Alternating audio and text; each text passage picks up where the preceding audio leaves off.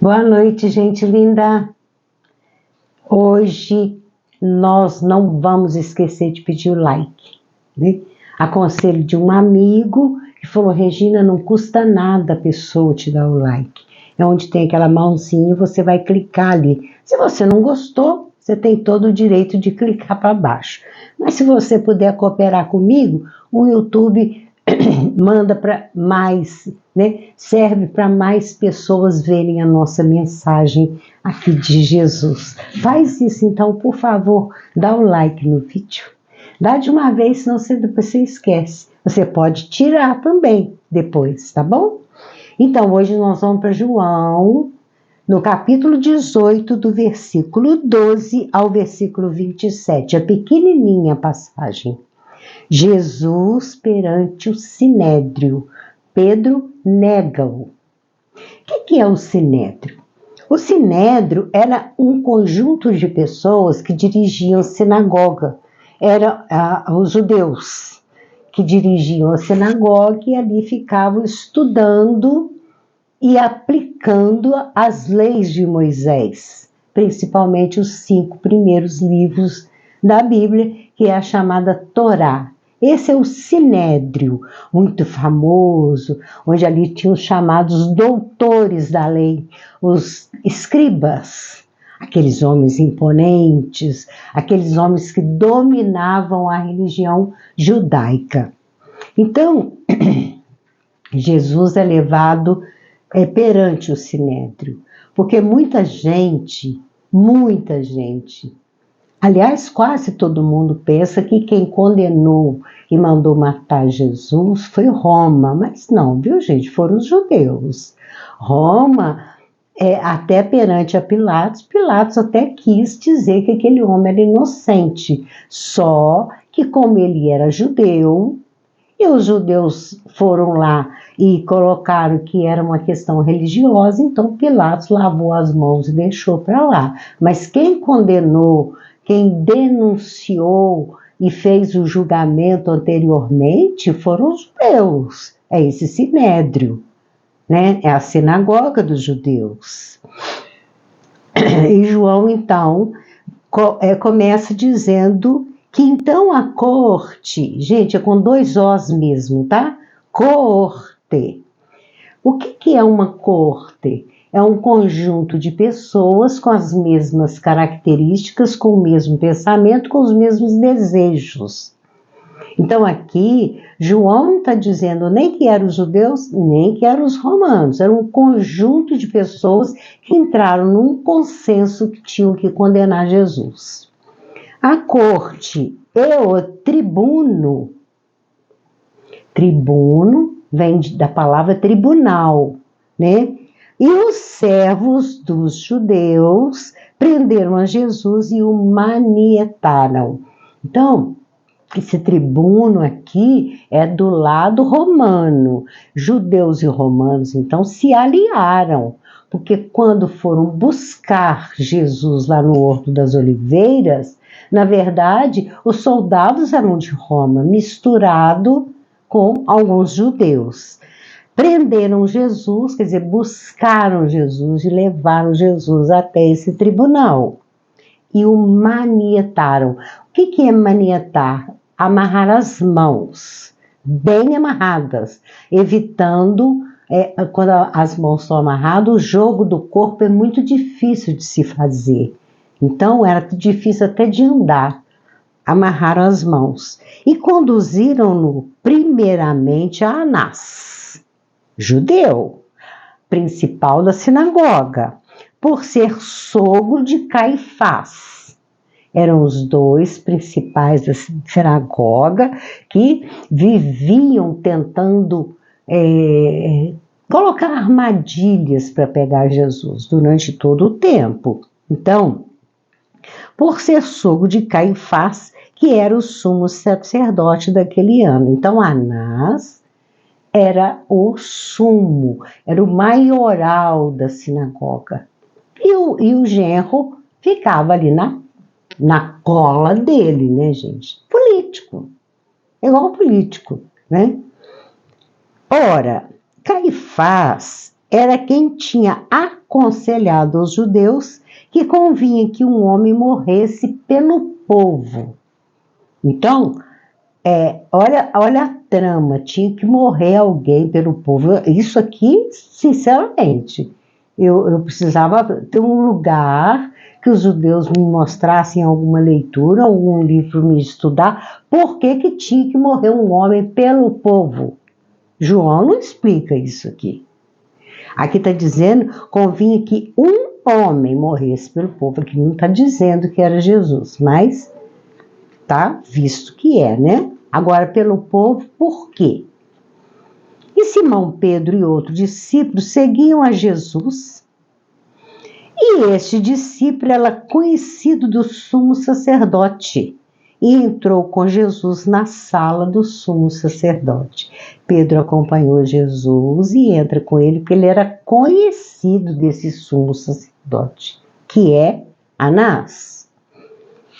E Pedro estava da parte de fora, que ele seguiu Jesus, com certeza ele não pôde ficar lá dentro no julgamento, né? À porta.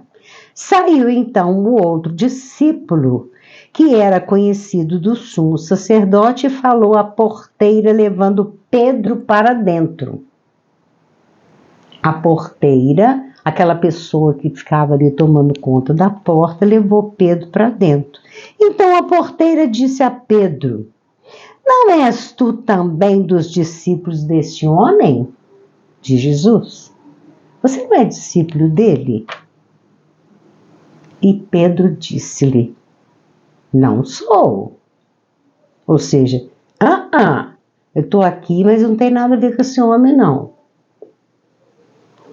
Ora, estavam ali os servos e os criados, que tinham feito brasas e se aquentavam, porque fazia muito frio, e com eles estava Pedro, aquentando-se também. Isso é do lado de fora. Era muito costume fazer aquela fogueira para se aquentar. Muito frio, clima desértico, né? Então, ora fazia muito frio, ora fazia muito calor. E Pedro ali estava sentado junto daqueles homens, servos e criados, trabalhadores ali daquele palácio, né? Daquela sinagoga, daquele tribunal, estavam ali se aquentando. E o sumo sacerdote interrogou Jesus acerca dos seus discípulos e da sua doutrina. E Jesus lhe respondeu: eu falei abertamente ao mundo. Eu sempre ensinei na sinagoga e no templo, onde todos os judeus se ajuntam, e nada disse em oculto. Eu não falei nada em oculto. Tudo que eu falei foi claro, foi objetivo para todo mundo ouvir e para todo mundo procurar entender o que eu falei. Eu não falei nada oculto. Por que vocês estão falando isso comigo? Para que me perguntas a mim? Por que você está perguntando para mim? Pergunta aos que ouviram o que é que lhes ensinei. Pergunta para eles. Eis que eles sabem o que eu lhes tenho dito. Então Jesus aqui, ele não deixa de estar dando uma lição. Porque se eles tinham tanto medo dele, por que eles não foram para as ruas perguntar às pessoas: o que vocês acham desse homem? O que esse homem anda falando por aí? Nós estamos querendo condená-lo, mas a gente quer testemunha. O que ele fala? Ele fala em fazer guerra, em matar, em tirar o governador do trono, o imperador, o César. Ele fala contra os políticos da época. Eles iam ficar sabendo que Jesus não falava isso.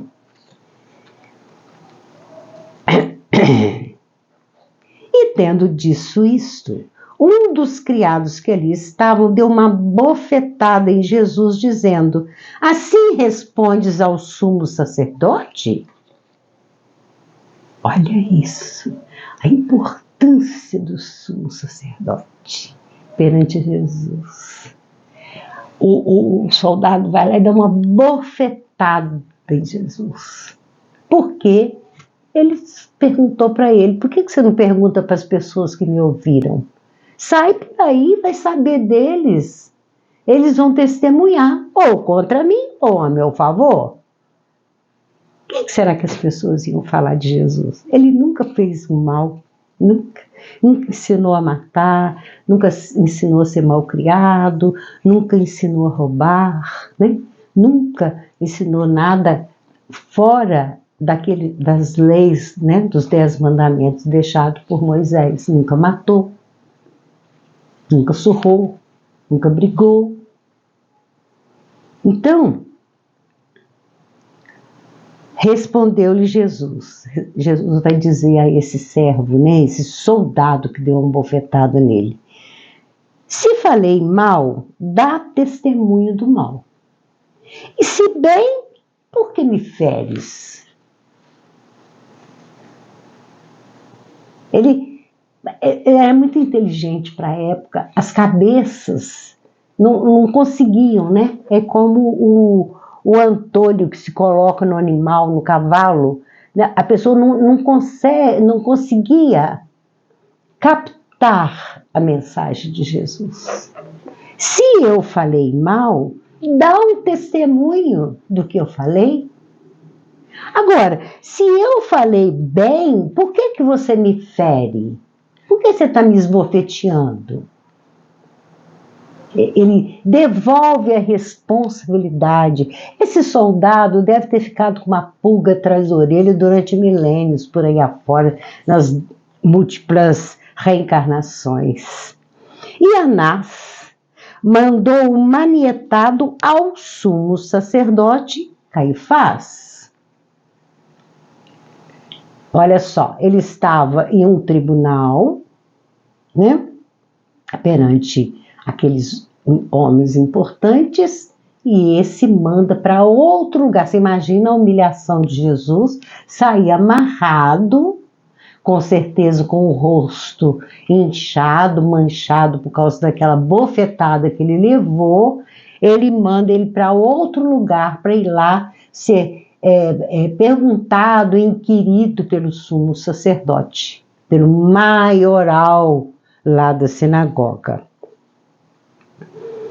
E Simão Pedro, voltamos a Pedro, apóstolo, primeiro apóstolo que Jesus escolheu para o seu messianato.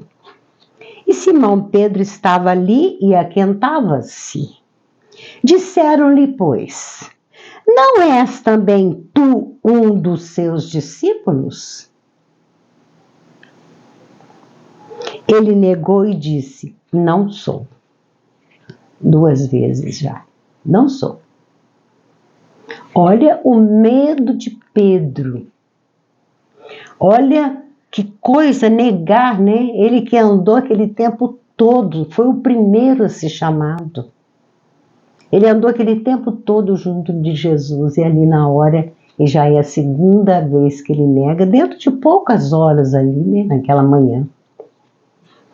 E um dos servos do sumo sacerdote, porque todos tinham servos, viu, gente? Então ficava assim, aquele monte de serviçal ali, se abaixando, reverenciando aqueles principais da sinagoga, ainda mais o sumo sacerdote, que era o maioral, né? Que é Caifás. Eu acho que aqui atrás eu troquei os 2 nomes, tá, gente? Caifás é o bambambam, é o sumo sacerdote. Anás é o genro, que era sacerdote também e que vivia junto dele. E um dos servos do sumo sacerdote, parente daquele a quem Pedro cortara a orelha. Lá no Horto das Oliveiras, quando os soldados chegam para pegar Jesus, Pedro se revolta, tira a espada e corta a orelha de um soldado. E esse homem aqui, servo do sumo sacerdote, era parente daquele homem. Só que Jesus, na mesma hora, restituiu a orelha colou lá a orelha do soldado, e ele não teve problema mais. e ainda falou para Pedro: embainha a tua espada. Não quero, violência não, eu não quero praticar violência. Aí esse servo disse: não te vi eu no horto com ele? Era um soldado, estava junto com um irmão lá, com o parente, cuja orelha Pedro tinha cortado. Então ele gravou a fisionomia de Pedro. Ele sabia que Pedro era apóstolo de Jesus, discípulo de Jesus. Ele sabia.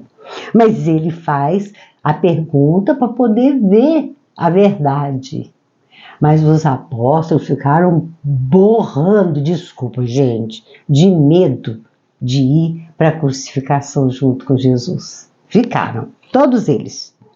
A gente tem conhecimento aqui no Novo Testamento que lá no momento da crucificação, lá no Gólgota, só João, de todos os apóstolos, de todos os discípulos, mais de 70 discípulos, só João ficou lá até o fim, junto de Maria, cuidando da mãe de Jesus.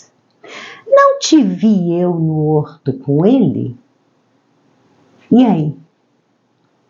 E Pedro negou outra vez: não sou. E logo o galo cantou. O que é logo o galo cantou? Porque Pedro, quando Jesus estava falando tanto em crucificação, depois que ele desce lá daquele Monte Tabor, onde ele se transfigurou em luz, Pedro falou com ele: Senhor, vou estar junto do Senhor e eu nunca vou te abandonar. E aí Jesus fala para ele: Pedro, antes que o galo cante 3 vezes, você vai me negar. Jesus sabia, ele sabia. Você vê que quando pela 3ª vez ele diz àquele servo: eu não sou discípulo dele, eu não estava lá. Aí ele escuta o galo cantar. Nós temos outras passagens referentes a esse pedacinho, né, dessas 3 negações, que Pedro, quando viu que Jesus ia ser mesmo crucificado, ele chorou muito, muito, arrependido de ter negado Jesus. Então, gente, fica aí Jesus perante o Sinédrio, a hipocrisia do Sinédrio, que condenaram, julgaram, condenaram, executaram o Messias. E até hoje o povo judeu não aceita Jesus como Messias. Eles estão esperando a chegada do Messias. Sabe que eu tenho pena dessa gente? Não reconhecer a grandeza. Como eu disse para vocês, eu assisti uma live de uma senhora que está falando aí sobre o Velho Testamento. Ela chama Jesus de sacerdote. Porque não tem como, por exemplo, citar Isaías. Não tem como falar de Jesus. Porque Isaías, ele prevê a vinda do Senhor Jesus. Não tem como negar. Ela tem que falar dele. Ele é citado lá nas Velhas Escrituras a mando de Javé. Javé mandou anunciar a vinda do Messias. Mas ela não fala Messias, Redentor, Salvador. Não. Ela só fala que ele era um sacerdote. Que sacerdote? Ele nem frequentava a sinagoga assim, constantemente. Ele ia lá de vez em quando. Ele pregava. Ele falava lá dentro, mas era de vez em quando. Ele não fazia parte daquele conselho, não fazia parte do Sinédrio. Eles não admitiam. Eles eram contra ele. E Jesus nunca disse que ele era um sacerdote. Não. Ele fala que ele é o médico das almas. Ele fala que ele é o mestre, para a gente seguir ele. Ele é o caminho, a verdade, a vida. Mas sacerdote ele nunca falou que ele era. Nunca. Vamos à nossa frase? Misericórdia quero e não sacrifício. Porque eu não vim chamar os justos, mas os pecadores ao arrependimento. Eu quero misericórdia. Vai procurar saber o que quer dizer misericórdia, piedade, caridade, amor ao próximo. Vai sacrificar as criaturas? Não. Sacrificar, assustar, traumatizar a população que já vive tão sacrificada, tão assustada com essas loucuras que tem por aí. Quanta guerra fratricida, quanto roubo, quanta corrupção, quanta bagunça na política. Meu Deus, que homens insensatos que não se entendem, não se preocupam, não têm misericórdia do povo. Cada um só está pensando em si, falar o que quer, atacar o outro. E o povo? Como é que fica o povo? E quem sustenta essas pessoas somos nós é que sustentamos todos eles. Político não gera dinheiro não, gente. Não, nenhum. Primeiro que não trabalham, não pegam na enxada, não pegam na vassoura. Eles só pegam na caneta. E ultimamente eles estão fazendo isso só para brigar. Até violência física a gente já viu acontecer dentro dessas plenárias por aí. Sacrifica o povo, não. Para de sacrifício. O planeta Terra é de todos, tudo que o planeta produz é de todos. Vamos cuidar das nossas crianças, vamos cuidar das creches, vamos cuidar das escolas, ter muito cuidado com essas violências que vêm acontecendo, que são inocentes. Na outra fase ele fala sacrificar inocentes. Quanta mãezinha zelosa, quanto pai zeloso, sem emprego, sem ter um salário digno para levar para casa, para comprar um alimento para os filhos que estão com fome. Falta de moradia, violência. Imagina um pai cansado, preocupado, todo perturbado por falta de um salário, por falta de emprego, ainda chegar em casa e encontrar o filhinho ou a filhinha violentado. É muito triste. Essas violências com crianças que acontecem debaixo dos nossos olhos, agora está tudo vindo à tona, né, gente? Nós estamos falando isso há quanto tempo?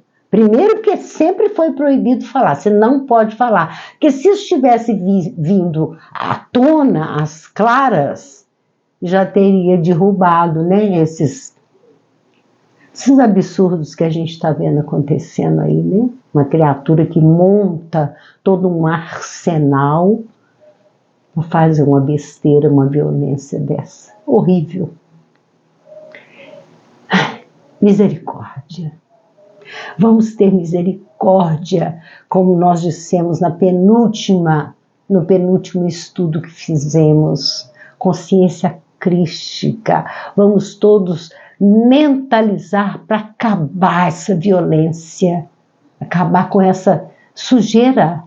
Isso é sujeira, é uma porcaria fazer um negócio desse. Nem o animal irracional faz isso. Só mesmo besta fera. Misericórdia. Colocar misericórdia dentro do nosso coração. Que Jesus nos abençoe, que possamos olhar o que está acontecendo nos sinédrios, nos tribunais dos dias de hoje. A morosidade, a falta de um bom advogado interessado em defender as criaturas realmente, apartar as criaturas da sociedade se ela estiver prejudicando a sociedade e uma forma de reeducá-las através do amor ensinado por Jesus. Que Ele nos abençoe. Vamos ao nosso presente.